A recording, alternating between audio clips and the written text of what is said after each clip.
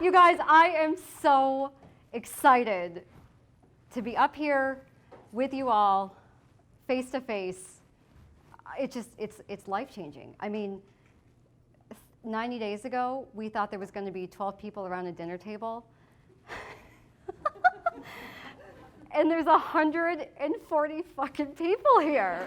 Like,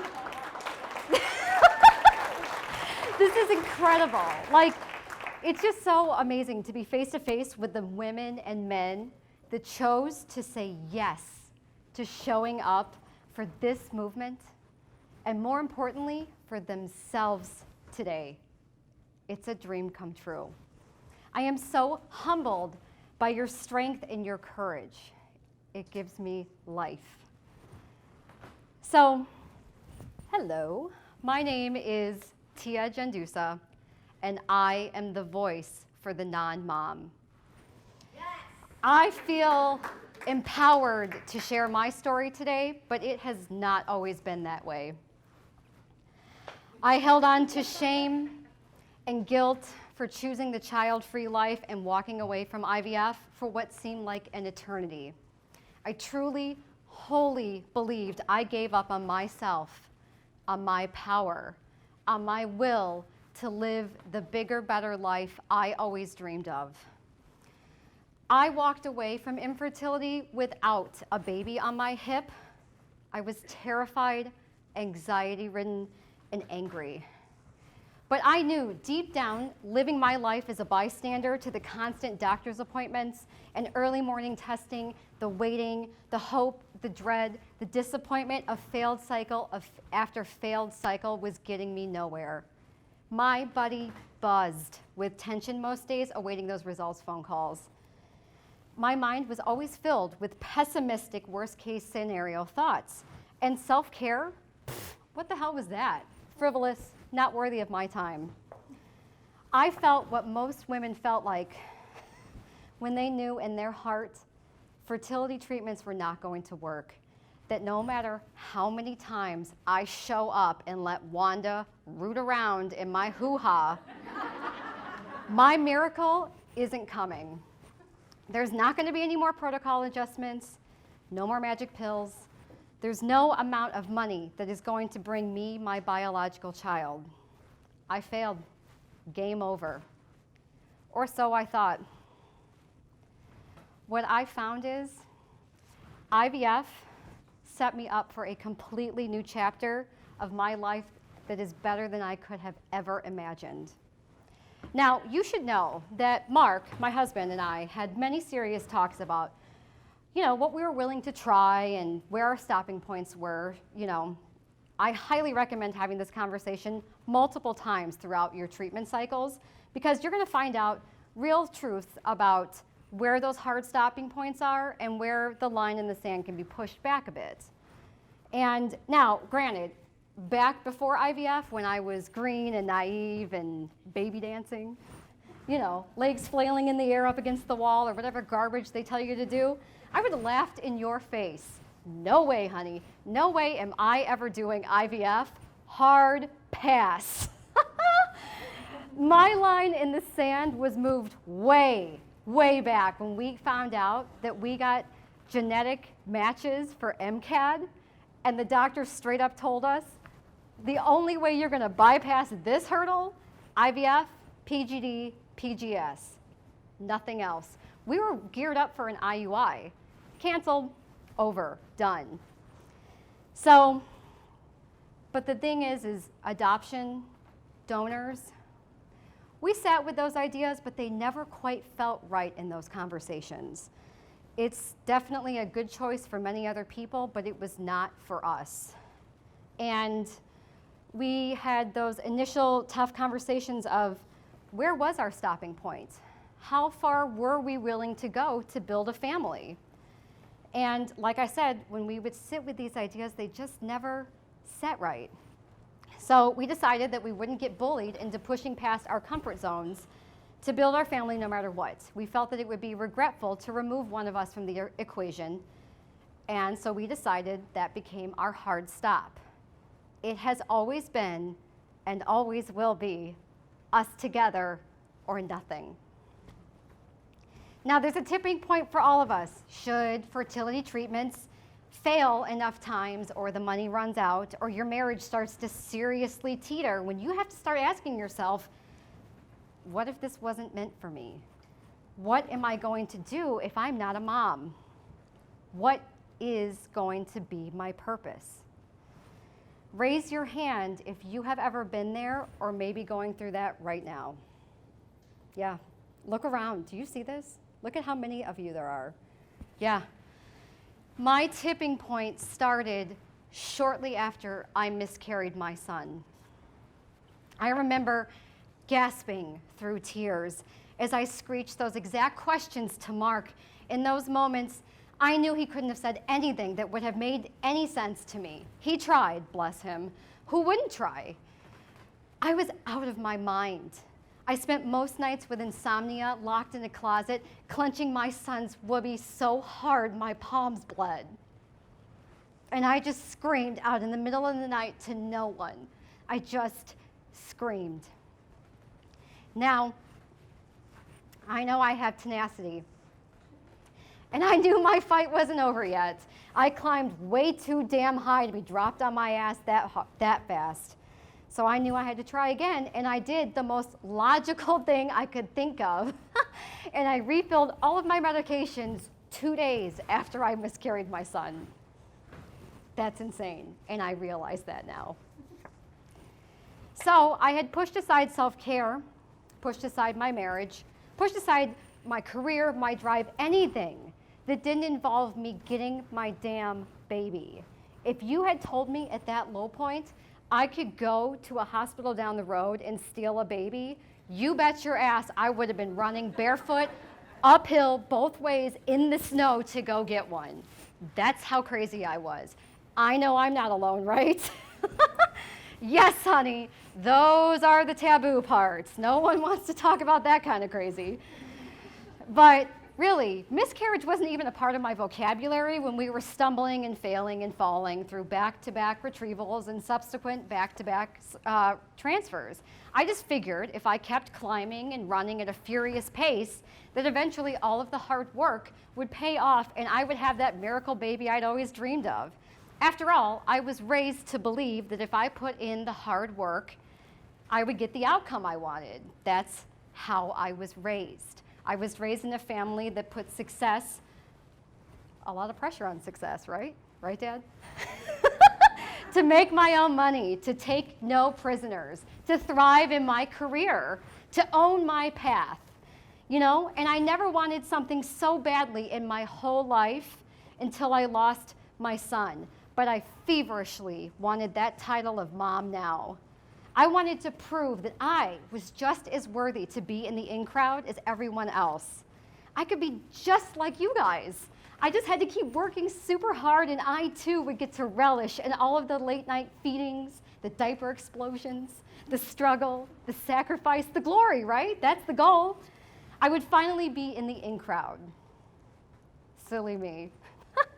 What I really needed was a reality check. You see, I've never really been in any in crowd. I've just sort of, you know, done my own thing. And I was completely dismissing who I really was and how I really lived to chase this dream of something that I thought I wanted because it was simply the more popular choice, right? That's what we do. We get married, we have babies. I'm a woman, that's what I do. So, getting out of my own head was the hardest part between choosing to keep cycling and choosing fertility treatments or to move forward child-free. Now, I could do IVF cycles, sure. Over and over and over again, I could keep clinging to hope that one of these times something would finally take. I mean, shit. If you kept at IVF for what, 2, 3, 5, 10 more years, something's gotta fucking work, right? I mean, it would be so easy to cycle again. I already knew how much it would cost. I already memorized the entire year's calendars, retrievals, transfer schedules. I already knew exactly which meds to take, how long it would take to get the results. I already knew it all. It was like a freaking broken record. But based on my track record, I also knew I would likely fail, but maybe slip by with good news, just enough to slide into that next step, maybe cling to hope, we could just keep doing that, right? We could keep going round and round and round on this crazy-ass merry-go-round of worry and doubt and joy and excitement and waiting and waiting and waiting until what? What exactly am I waiting for? My life to begin? Does my life finally begin when I'm a mom? And what if it doesn't? What if I do all this work and I hate it? What if I hate being a mom? What if it doesn't fulfill me in the way that I've been dreaming of it will? The alternative, I could choose to stop. Now, with this choice, it's tricky because society is going to ride your ass about it.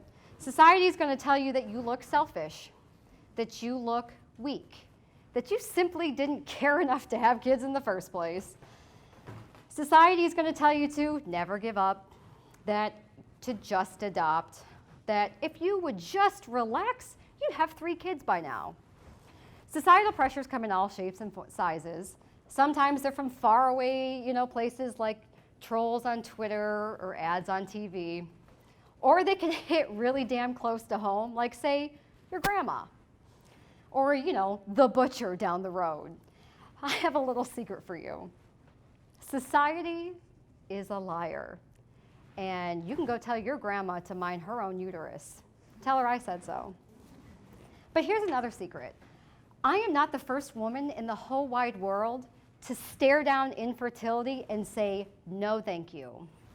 Shocking, right? This isn't an outrageous phenomenon. It may be rather unheard of, mostly because no one talks about it. Speaking openly about turning your back on the plan A, on the dream, on the big goal, it's not cool. The world around us makes us believe that this turn of events is shameful, but I knew in my heart walking away meant that I would get to keep that one sliver of dignity that I had been holding on to after sacrificing myself for so long. My heart always knew best, so it was time to work on my mental health. My brain is what kept me on thought loops. It's what kept me looking in the rearview mirror, questioning my decisions. We'd already done this thing 5 times, so why would I want to take all that hard work and throw it in the garbage?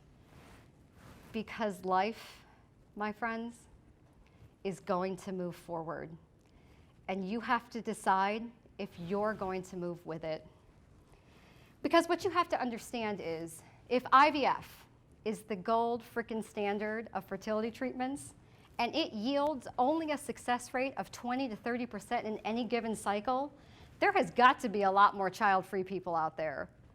A lot more of us. And the idea that there is this incredibly large group of community women and men that feel shameful and embarrassed that their goal, that their dream didn't work out, and they truly believe that they gave up on themselves, is beyond disheartening.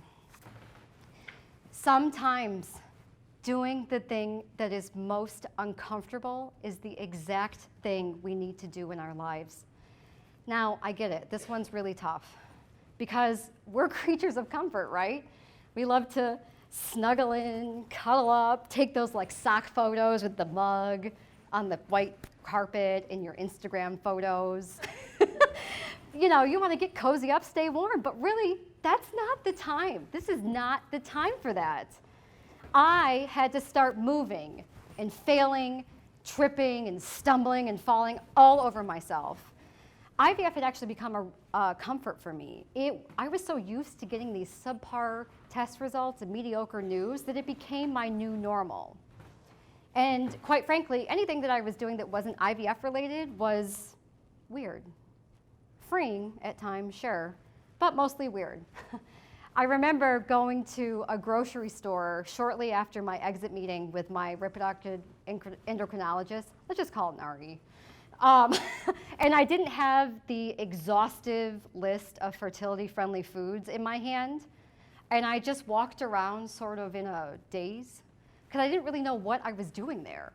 So I could get whatever I wanted. I mean, the world was my oyster. And I walked out with a really expensive bottle of wine, chips and queso. It's fine, it's balanced. So I moved a bit further away and I reevaluated.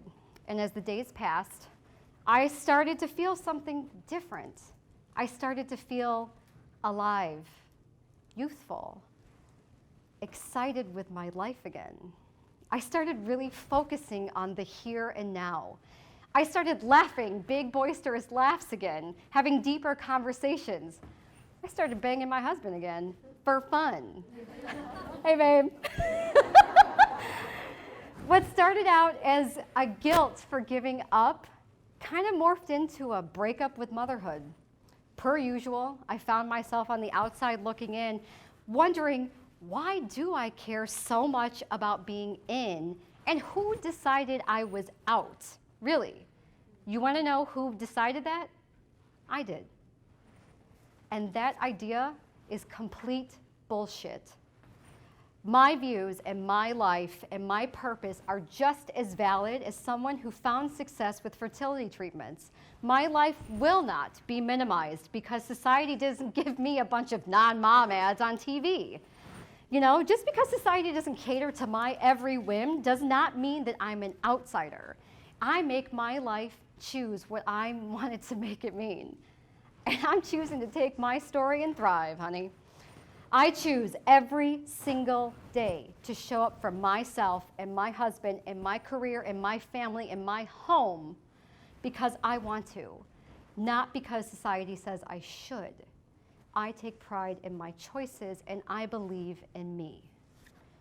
And I believe anyone struggling to make decisions to stop or question whether their decision to stop was correct, to start believing in themselves. You come first. Your mental health comes first. And if you married someone else before you committed to becoming a mom, you owe them your best self.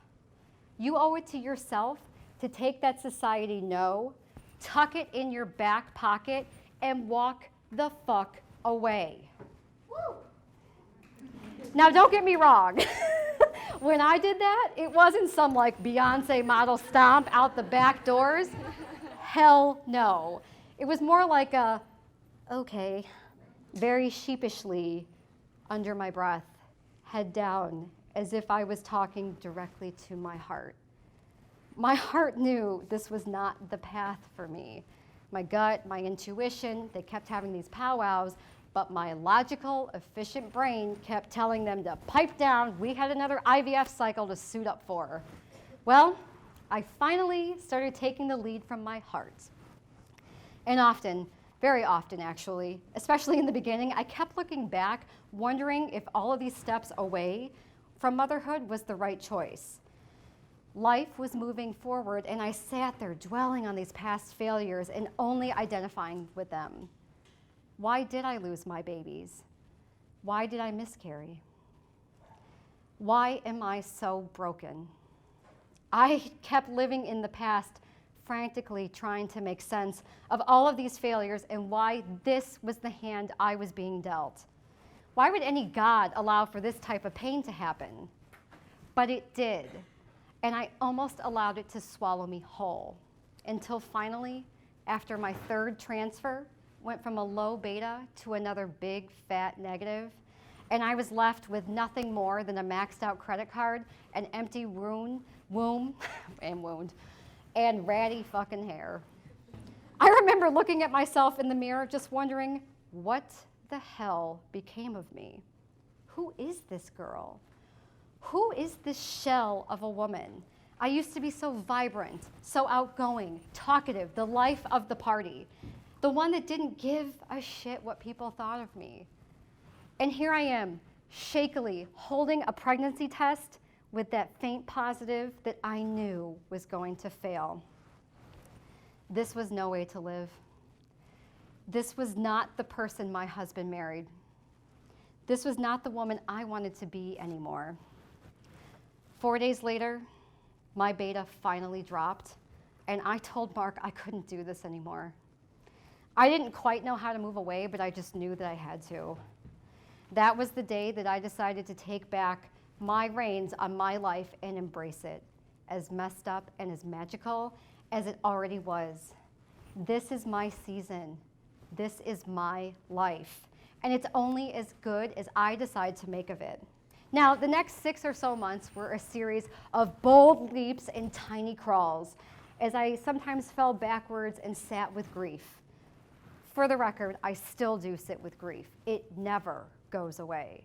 You just learn to kind of shove it into a smaller purse and walk with it. You're always walking with that grief. Now, the positives and negatives ebbed and flowed like ocean waves. I chopped off my hair. I would cry sometimes. I started talking more openly about my non-mom journey. I would fight with Mark, and I sat with grief many, many times. I dyed my hair platinum blonde. I questioned my sanity at times, and then I found the strength to go into work and demand a big-ass raise, and I fucking got it. I rolled, and I crawled, and I walked, and I jogged, and I sprinted full force, came into the stage to talk to you, to share with you that strength comes with time and discipline. The trauma and uncertainty surrounding my IVF gave me the drive I have today to take back my power and find more understanding in the life that I want to create. I had to get myself to a better place. I had to revamp my confidence, my ego, my drive, my purpose, because I knew I had a message. Everyone needs something to look forward to.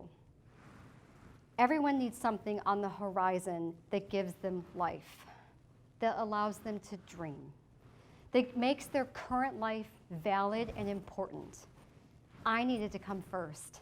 I needed to put in the extra work on me and what brings me joy. And not that fluffy shit like face masks and bubble baths. I mean, that's great and all, but really. Heading into fertility treatments, I had no idea there were so many of us. And social media platforms like Instagram have given me so many opportunities to influence and gain empathy from so many of you. It has changed my whole outlook on life to realize that by simply doing and saying the things that are woven deep into my soul and being honest and truthful with you, you have in return embraced me just as I am. And I'm choosing to fill up my cup with those types of relationships and have found an enormous amount of gratitude and fulfillment in return. You see, I used to blame infertility for all the problems I was up against. I used to place the blame on my broken body, on my shitty old eggs, on our lack of income, anything I could think of that took the heat off of me and put it onto something else. Not my problem, your problem. Because you see, that's not how it works. If I'm going to blame my problems on infertility, then I also need to blame infertility for where I stand today. I need to positively blame my miscarriage and my hormonal problems for the leverage to say enough and start making some serious changes in my life. Because of infertility, I stopped believing life was happening to me and started realizing that life was happening for me. No longer would I blame external circumstances for my woes. I mean, I'm the one that chose to uncover these issues in the first place. I'm the one that decided to do all the testing, to move to the next step, to drain all of our income in IVF, to teeter our marriage. I made that choice because I wanted to become a mom. I could have easily said no thank you from the beginning, but I didn't. I tried because that's what I do. I go for things. Just like you, my friends. You're here. You're going for it. You must know how strong you are for blindly deciding to go into one of the biggest battles, likely of your entire life, with all of the positivity you can muster, knowing your odds are less than 50%, even on their best day. Have you ever sat back and thought about that? Like, have you ever really given yourself a pat on the back for coming this far? Raise your hand if you've never really been like, yeah, I'm sort of a badass. Never really done it? How about we start right now? Say it with me. Are you a badass? Hell yeah. Are you a fucking warrior? Hell yeah. That is an incredible mental feat of strength, and yet far too often we sit here and focus on all the negative aspects, the miscarriages, the failed transfers, the missed milestones, the birthdays, the years that have gone by. You're completely overlooking all the good you've accomplished. I mean, if you really think about it, all those negative events that we're rehashing are truly of little importance in the grand scheme of our lives. My miscarriage, while traumatic and life-altering at the time, is still just an event that I walk through. And it changed me. It molded me into the person that I am here today. But that's just it. It's just an event that I can choose to give as much or as little power as I want to. Now, granted, when it first happened and it was fresh, I gave all my power away. You know, it's all I ever talked about, thought about, held dear. And any time I would ever move away from it, it made me feel anxious and depressed. I would like to say that the moment that I stopped with that third transfer and looked at myself in the mirror was the changing point, but really, there was many stacking events between now and then when I realized it was finally time to start turning the page and living a new chapter of my life instead of pouring all of my energy into reliving my losses and trying to make sense of why I never became a mom. I never became a mom because that is not the life I wasn't intended to live. And you want to know something? So what? So what I didn't become a mom? So what my life doesn't look like everyone else's? So what if I can't swap stories about baby milestones and daycare woes and mom guilt? I mean, don't get me wrong. Those stories are incredible and amazing, but they were not meant for me. And that is okay. I think one of the hardest parts with infertility are the well-meaning phrases that come from other women that have found success. Most specifically, the don't ever give up phase when it comes to trying to have a baby. Do you feel me? Have you ever felt personally attacked by that phrase? Can I get a hell yeah for that? Hell yeah. Hell yeah, I have felt attacked. Hell yeah, I have felt shame and embarrassment as if I gave up. Why do we do this to ourselves? We stop the shaming today. I believe this phrase is meant for your whole life, not just one facet of it. I believe I will never give up on myself. I am invested in me and am willing to do anything to ensure that it stays productive, fulfilled, and complete. But man, life changes. Plans change. You evolve, you grow. Your ideology and your commitments change. Being a mother is just one facet of your beautiful life. Experiencing pregnancy, birth, IVF, alternatives, funding, the highs, the lows, it's all just one blip in your life. It does not make you who you are, it just enhances it. I think if you're never going to give up on something, make it about your whole life. Choose to never give up on your convictions. Choose to never give up on your strengths, on your potential, on your talents, on your impact in this world. But guys, stop allowing this massive phrase to define you as one traumatic season. And stop letting other people take that power away from you by using it against you. Tell them that there is more to life than your infertility, but right now, it's your spotlight. If you choose to move forward without kids, or you choose to move forward with adoption or donors, or buy a dozen dogs, or whatever the hell you want to do it.